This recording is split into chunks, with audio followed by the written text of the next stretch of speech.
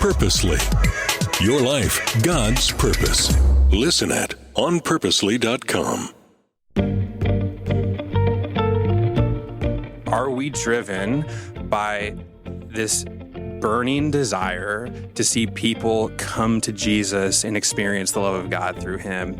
And a lot of times, the difference between being a place that reaches those on the edges is really just if you're going to put the effort in. Joined today by Wyatt Martin on the Passion Meets Purpose podcast, which is all about the gifts and talents that each of us uniquely have and how we put those on display to give back to the world. Pastor Wyatt is the lead pastor of Alderwood Community Church.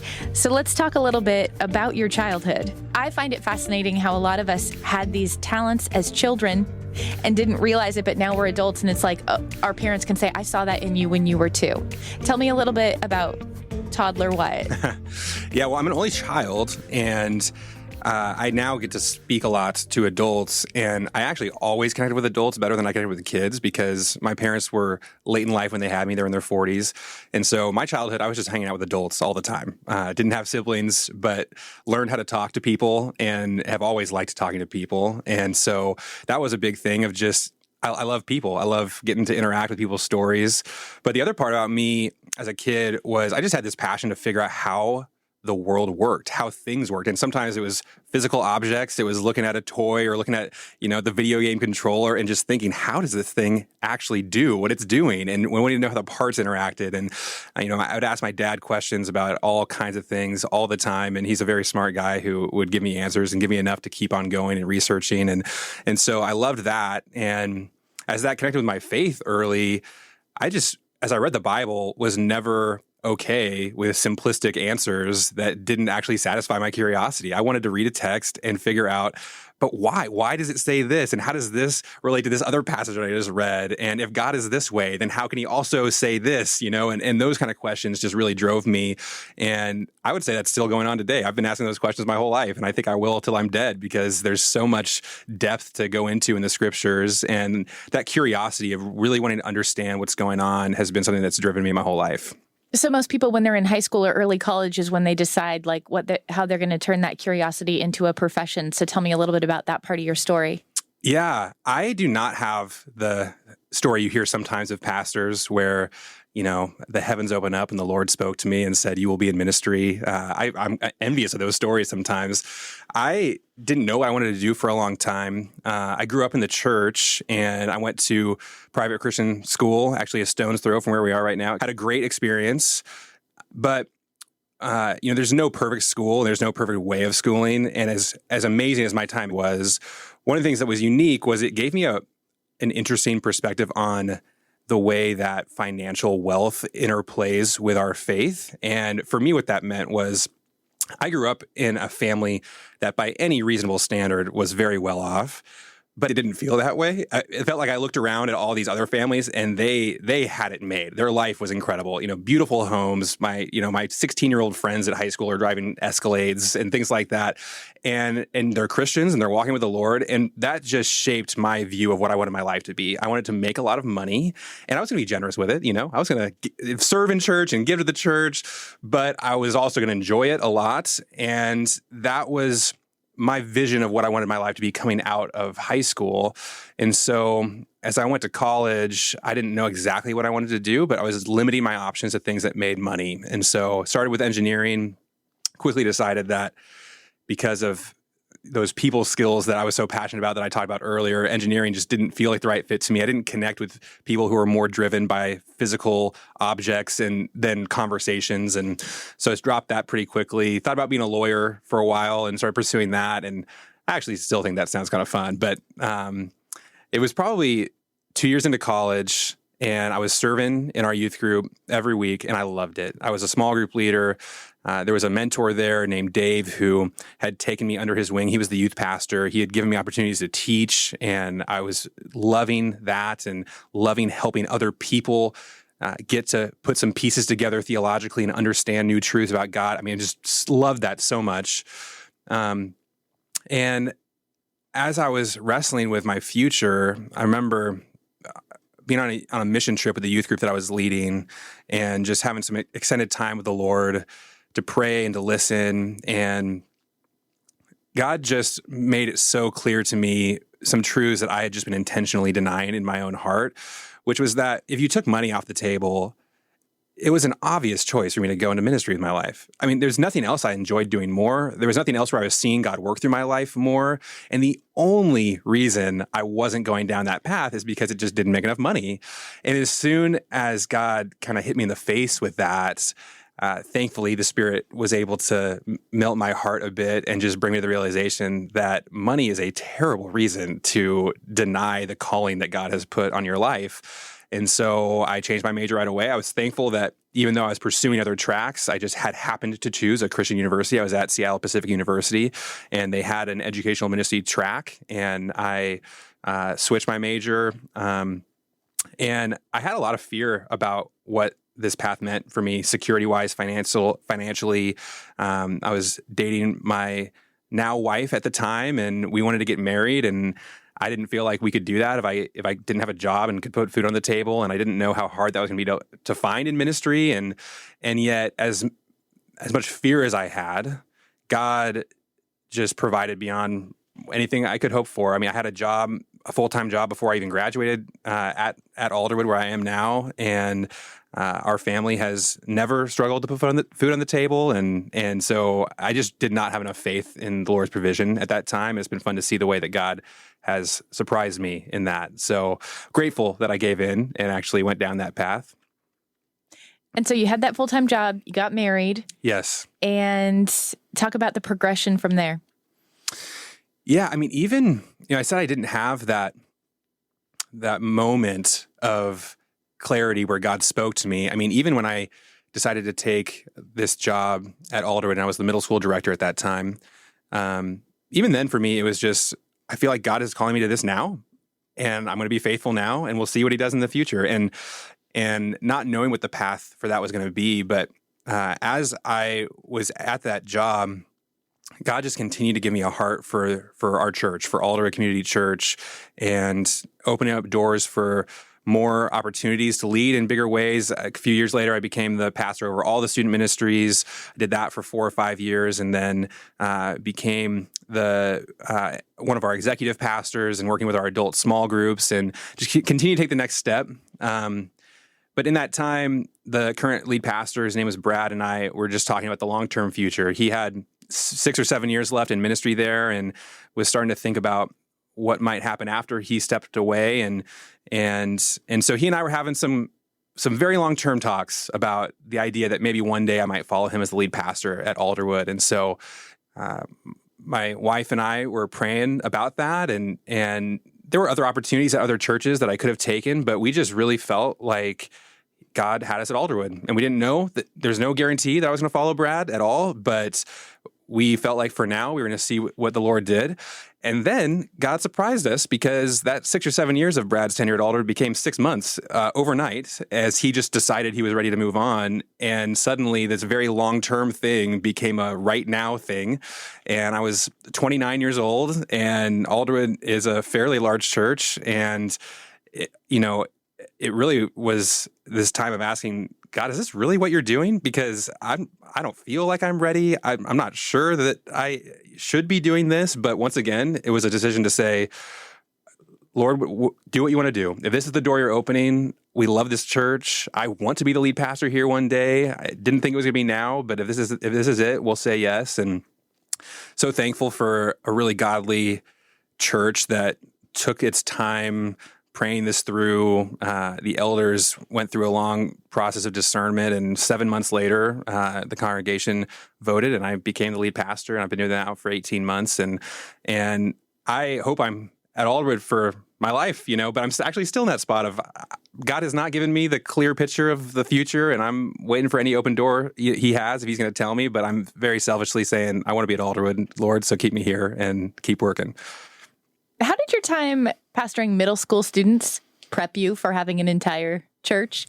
Yeah, well, actually, quite well. I mean, one of the things that's unique about student ministries is they're almost like little mini churches, which can be a really bad thing if they, go off on their own. But in some ways, it's a really good thing for preparation because, you're teaching every week, you're planning events, you're overseeing small group leaders and all kinds of things that churches do. So there's a lot of prep there.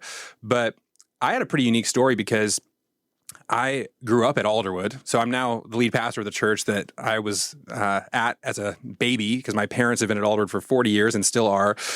And I actually left Alderwood's youth group as a kid. So I, like I said, grew up in the church. My dad was an elder for a time. My mom is a Christian counselor, and she had an office in the church. So I was around the church all the time and very much plugged in. But as I was entering middle school, I just had a hard time making friends.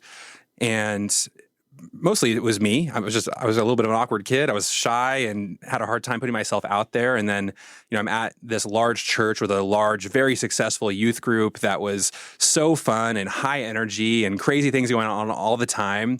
But I'm a little bit more reserved. And so I just didn't quite connect. And I remember I was sitting by myself a lot in youth group and just not feeling like I had people who cared about me relationally.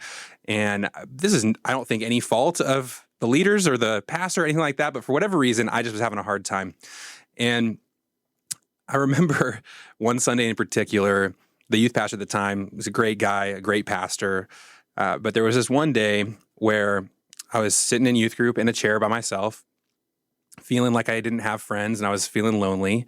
And before the service started, the pastor got on stage and he'd never said anything like this before, but he said, it's come to our attention that some people here feel like they can't really get connected, like they can't break in to the relationships here. And, my ears perk up, like he's speaking to me. This is exactly how I'm feeling. And from the stage, he said, I want to help those of you who feel that way. I want to help you figure out how you can fit in. Here, we are all about the Bible. We love the Bible. And so if you want to fit in here, you need to love the Bible and you're going to have no problem making friends. And I was gutted.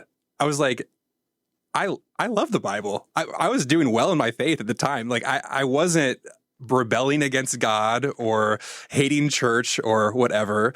And in that moment, I just felt like this is never going to work out here. I mean, I felt like I was being blamed for something that wasn't actually on me. And I just felt this chasm develop. Now, I was an immature 13-year-old at that time. I'm sure that I had my own fault in all of that.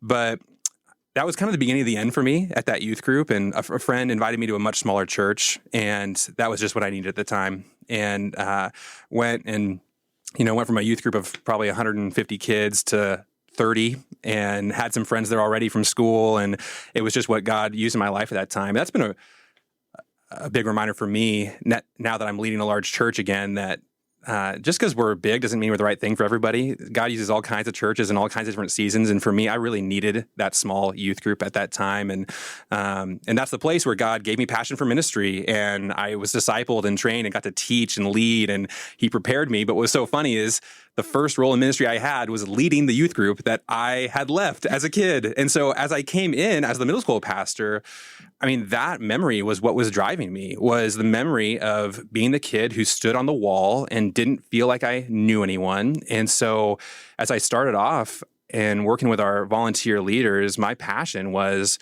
we cannot judge our success just on how much the kids who are in love it. We have to also think about how we are connecting the kids who don't feel like they have church community. They don't feel like they have friends. They want to know Jesus. They want to be a part of God's family. They want to, be in this with us, but they're not able to do it quite yet. And so we need to turn our eyes off of just the center to the edges and be a place that is insanely welcoming to people who come. Which is beautiful in theory, but my big question is, how do you accomplish that? It's so hard. Oh, it is so hard. And because everybody needs different things. There's all kinds of reasons why somebody might be having a hard time. Sometimes it's just personality. It's somebody's shy. Sometimes, there's church baggage of really horrible experiences in the past. But one of the things that I think it starts with is just our heart posture. Are we driven by this burning desire to see people come to Jesus and experience the love of God through him? And a lot of times the difference between being a place that reaches those on the edges is really just if you're going to put the effort in, because it's so much easier to hang out with people who are already bought in and who already love it, because they give you, as a leader, they give you the praise. I mean, they love what you're doing. They it's so much easier to hang out with people who already appreciate, what's going on than it is to pursue the people who aren't convinced yet. So I think a big part is just that heart posture. And that's been something that I've tried to bring with me in all the different areas that I've gone of, our adult small group ministry. One of the things that is so easy for a life group, we call our small groups life groups, but it is so much easier to continue to have a group with the same people that you already know, where the chemistry is already there, than it is to risk opening up your doors to a new person who might be weird. Let's just be honest, And even if they're not weird, they're definitely going to change the group dynamics. And so you risk taking this thing that you love and opening it up to change, and you don't know what the change is going to bring. Right. But what I've tried to do is just to, again, give our leaders in our groups that passion that this is what the gospel means. It means that we go to the people who aren't yet in, and we invite them in, not because they deserve it, but because Jesus paid for them on the cross. He adopts them as his own. And if we've received that, we need to be excited to give it as well. And so, and now, from a new position as the lead pastor at Alderwood, one of the things that has just broken my heart is hearing the stories of people who actually have gotten connected at our church, but as they reflect on, their first couple of years, they go, one of the things that's true about our church is it is just hard to break into. I've heard that phrase a number of times. And I'm right now trying to crack that code to figure that out with our staff of how can we change that about our church? How can we change it so that people say, when I showed up here, I knew I was welcomed. I knew that people wanted me to be here. And so I don't even have the answers for you on that. We're figuring it out right now together. But it's one of the things that is a tension, because you want the people at your church to feel like this is their home, this is their family, this is their community. And that is hard to balance with also being totally open to new people who are coming in and welcoming them in. There's a tension between the familiar and the new, between what you're used to and what is yet to come. And so trying to kind of marry those things together is something that we're trying to figure out the recipe for. But it all comes down to Jesus. I mean, Jesus, he had the 12 and he gave them everything. They walked together for 3 years. It was a safe place to feel at home, to ask questions, to grow, to be sent out. But he did send them out. And it was always to the crowds. It was always to those who hadn't heard yet. It was always with this open invitation to come and to follow. And so we're trying to emulate that as well. I know that that's just one of your biggest purposes right now, is building a community at the church, and then also just within the surrounding neighborhoods around our church. We have the Compassion Center. Do you want to talk a little bit about that? Yeah, that's been one of the newer things that we've been feeling God lead us into as we've looked at just what his purpose is for our church. We're in the heart of Linwood, and Linwood has gone through a big transformation. It's in the middle of a big transformation right now. For a long time, Linwood was very much a suburb. A lot of single-family homes, many people who are commuting to jobs in Seattle. And we're in this transformation from suburb to really more of an urban center. Linwood's probably never going to be Seattle, but it might be Bellevue. And so, we have a light rail system coming through that's getting built right now. There's apartment complexes going up left and right. And Alderwood has been there for 100 years. So, we've seen our fair share of transformations. When Alderwood was planted 100 years ago, it was chicken farms. So somebody had to lead our church through that transformation. That's not my job. But we're just feeling like the community that we've had because of our history is a lot of suburban families. It's families in single-family homes, and we certainly are so happy that we have them, and we're going to continue to minister to them. But we also recognize that as Linwood has changed, our church was a little slower to change, where the ethnic diversity we're seeing in Linwood and the economic diversity we're seeing in Linwood, and the diversity of having many, many more singles living in Linwood than married couples with kids, that if God has us here for this moment, we need to figure out how we can be a community that represents the diversity of the city that we're in. And so that requires a lot of different things of how we think through that. But one of the big ones that jumped out at us was the local public school down the road from us is one of the Edmond school districts that has the highest percentage of kids on free and reduced lunch. And there's a lot of economic hardship right in our own backyard. And so we just started praying about what we might be able to do to reach those families and invite them into community with us. And so a number of years ago, there was a building adjacent to our property that came up for sale. And even without knowing exactly how we were going to use it, we just, through prayer, felt like God was opening a door for us to do something new. And we purchased that building. And one of the things that we've just been so excited about in these last years is on the first floor, we opened what we call the Compassion Center. And it is our spot to really make an effort to love our own neighbors in our own backyard, specifically those who are going through some kind of financial hardship. A lot of immigrants, a lot of people who are new to this area, who have not yet gotten their roots planted and their feet under them. And so we're doing a lot of ministries around food assistance, and we give groceries out to families every week. We host community meals. We do tutoring for kids in school, and a lot of times we're doing that in homes that speak multiple languages, and we're helping mom and dad figure out how to make their kids successful in school, and that's just been a wonderful partnership, and there's been so much life that God has brought through that ministry. And what I love about it is it's not just that we have been able to do some ministry outside of our walls. Our church is changing because of it. These families are coming into our congregation. We're seeing more ethnic diversity in our congregation, and people that have been at Alderwood for a long time, I've seen have new passion for ministering to people in need in ways that I think it was easy to be blind to before. You know, when your church looks very suburban, it can feel like there isn't that much need around you, and yet it's everywhere. And God's really given our church a passion to go and to serve and to meet people where they are, and it's been fun to see that develop. I know another thing that you're passionate about is, I'm going to try to articulate this. I might need your help. Just the diversity of opinions. Yes. Among people in the social media age that we live in. Yeah. Do we have another hour to talk about that? Did I say that right? Like, how would you summarize it? Because it's more than social media and it's more than opinions. It's how do you articulate? I really think this is the big challenge for our church in this place in this time, and it will be for the next generation.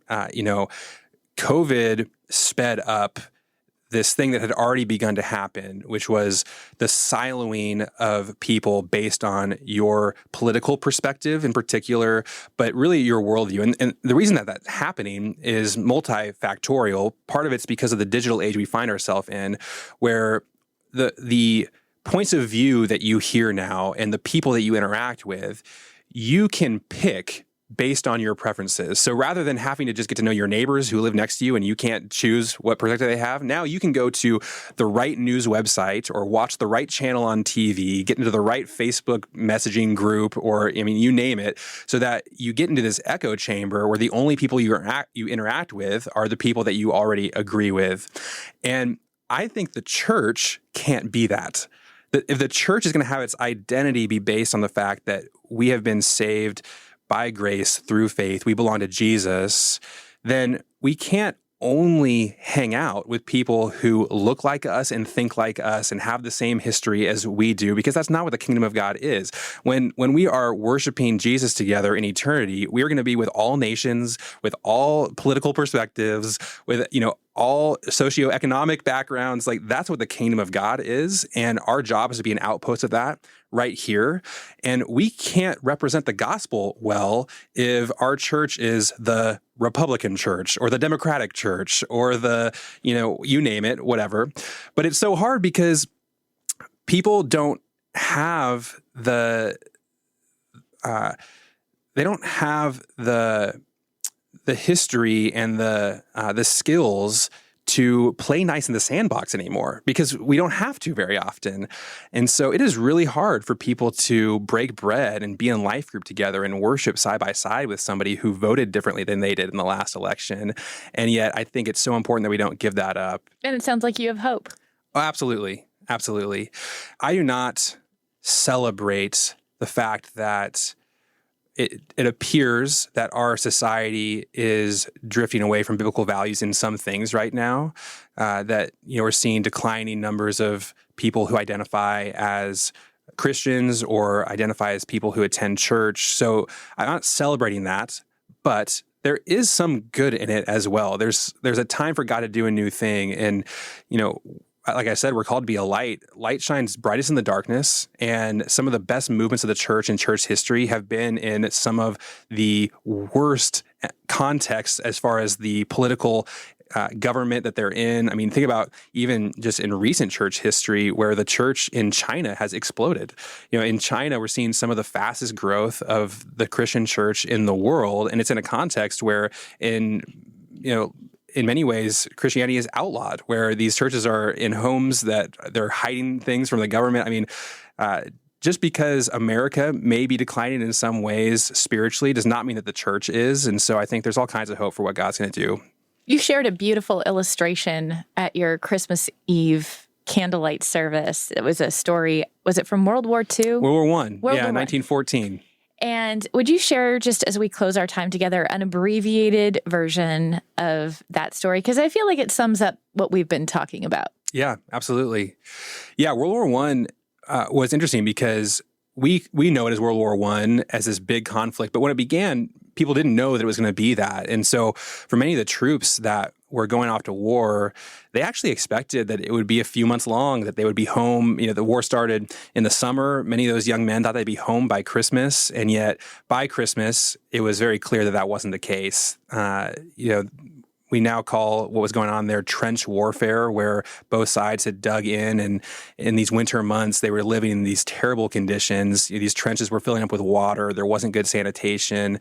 And so there was this huge sense of hopelessness amongst the troops at that time on both sides, that there was no clear end to the war. It was much bloodier than people thought it was going to be. And it's becoming clear to the world that that was the case as well. And the Pope at the time, Pope Benedict, wanted to do something that might help bring this war to an end. And so he appealed to both sides that on Christmas Eve, there would be a truce, that they would not fight on the evening when the angels sang to announce the birth of Jesus. And both sides of the war just dismissed it completely as, some religious person meddling in something that wasn't his to meddle in. And so they said, there's no way, there's no truce. We're going to keep on fighting. But as Christmas Eve came that year, something really unexpected happened. You can imagine being there in the muck, with no hope of going home, fearing for your life, cold, freezing to death. And that Christmas Eve in the trenches, the British troops started to hear something strange from across no man's land to the other side where the German troops were dug in. And what they were hearing was Christmas caroling. The Germans had started singing Silent Night in German, which, even though the Brits probably didn't understand the words, they recognized the tune, they knew what song it was. And that evening, the British troops started to sing along, and they were caroling together with these German troops that just hours earlier they had been shooting at. And it didn't stop there. Eventually that night on Christmas Eve, one of the German troops came out of the trench and yelled across to the British troops on the other side and asked them if they could spare a bottle of wine, which was this, hilarious thing to hear from the enemy that you have been fighting with. But the British troops responded. They came out of the trench and they met the Germans in the middle of no man's land, and they introduced themselves to each other, and they started to actually become friendly. They talked about their families. They shared photos with each other. And what happened that night was that without permission from any of the leadership, the troops just on their own decided that there would be a truce on Christmas Day. They agreed not to fight each other the next day. And that next morning on Christmas, they came back out of their trenches, and for a day, they were friends. One of the British army guys set up a barber shop and was cutting the hair of the Germans, and they were bartering with cigarettes for these haircuts, and somebody found a soccer ball and there was a soccer match in the middle of no man's land between these troops. And for me, this only lasted a couple of days, but it's just this picture of the power that the message of the gospel has to bring reconciliation between enemies, that people who just hours before had been trying to kill each other literally. There's just something powerful about the message of Jesus, about God entering into our story that transcends that. And I think that's just as true today. And I think it's a message that people need. For someone that wants to go deeper with you have your own podcast with Alderwood. Why don't you go? We're going to link up to it in the show notes, obviously, but share a little bit about that. Yeah, it's called Native Exiles. And one of the pastors at our church, Steve, and I have been doing that for a couple of years. We've loved it. Sometimes we have guests, but whether it's just us talking or we're talking with somebody, everything we're doing is about trying to figure out how to follow Jesus in this tension of being people who are in the world, but not of it. How we can live not removing ourselves from the reality of the world that we find ourselves in, engaging with our neighbors, with our friends, with people who think differently, and yet doing that in a way that is profoundly different, that speaks to the truth of Jesus and the gospel message. And so our topics are all over the place, but that's what we're trying to pursue every time we have a conversation, and I'd love for people to check it out. Absolutely. The link is in the show notes. Wyatt, thank you so much. Thank you. Thanks so much for being here today on the Passion Meets Purpose podcast. We're going to talk again in 2 weeks, but in the meantime, if you want to do us a huge favor, obviously you know this by now, if you leave a review, it really helps others to find this podcast. It also helps us to make it better. And then you can contact us anytime at Purposely Podcasts. Until next time, thank you.